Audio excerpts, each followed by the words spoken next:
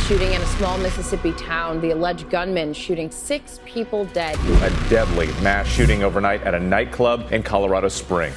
Breaking news out of Michigan with another mass shooting. The mass shooting at a Martin Luther King Jr. Day event in Florida. A deadly shooting at a 4th of July parade in Highland Park, Illinois. Mass shooting in Monterey Park, California. He's got a gun! Shoot him! Shoot him! Shoot him!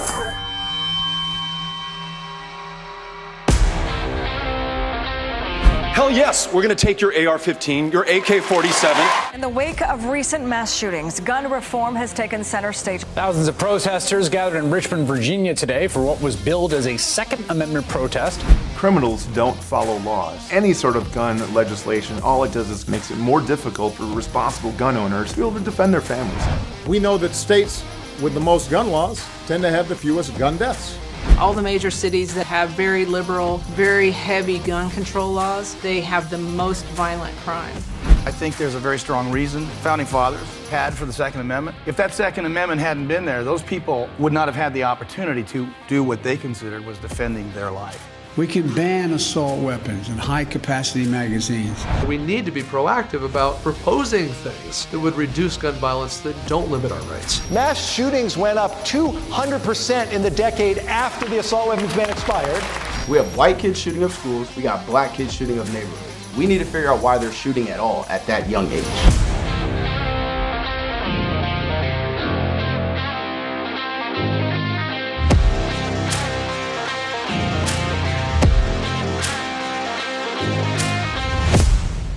Overall gun deaths, mass shootings are about 0.3%. 60% are suicides. What's happening is more effort, and certainly more money, is being put into the mass shooting prevention and not the mental health issue. Can law enforcement be there fast enough? No. By the time they do, it could be several minutes and the incident's over. And since you're your first responder, you need the training, and you need to know what the laws are and what you're going to do before the law enforcement gets there. A lot of people that are watching this that are I don't need the gun, I don't want the gun, it all comes through education. And so I'm a very firm advocate of specifically fathers teaching their children about firearms. If you don't have one, get one for yourself. Learn together as a family. The shooting in Highland Park, Illinois has people thinking again, as it was an armed citizen who stopped the shooter. Started shooting at the crowd. Police say a woman then pulled out her pistol, shot him, and killed him.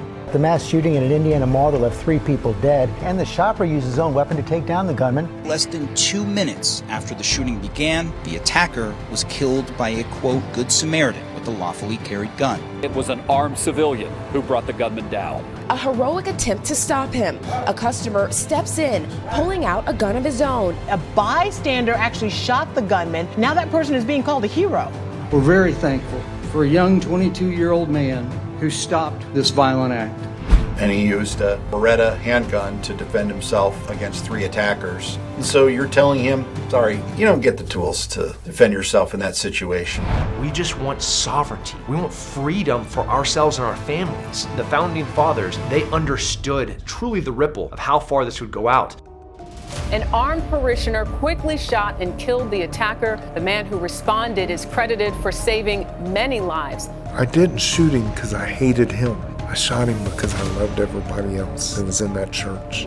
When both of the guys are screaming, get face first on the ground, I thought in my head, I was like, if I can get my gun out and I can fire both, I can beat them. So you gotta go down. I was working in a nightclub and I was eventually stalked. It was essentially just a snatch and grab. He points his pistol in my face and he says, we're not gonna have any problems. He won't know where I'm at, he won't fire me, but he found me. It was just the ultimate question of be prepared to put your life over that person's life if they're gonna try to take yours. To get an anti-gun person to appreciate the Second Amendment, I get these people who come to me after they've had a home invasion or whatever and say, okay, I realize I need a gun. That's obviously the worst way to find out. I am a gun guy, and it didn't used to be that way. I changed my mind. For me, the purpose of the gun is to stand on principle. I have my property, my sovereignty. If you are to take it from me, I will be defending it. Civilization is extremely fragile. Maybe it won't get any worse. I'm not gonna bet on that. I'm gonna make sure myself, my family, my ranch, my community are protected. Restricting a constitutional right is something that cannot be undone. Once you lose a right, it doesn't come back.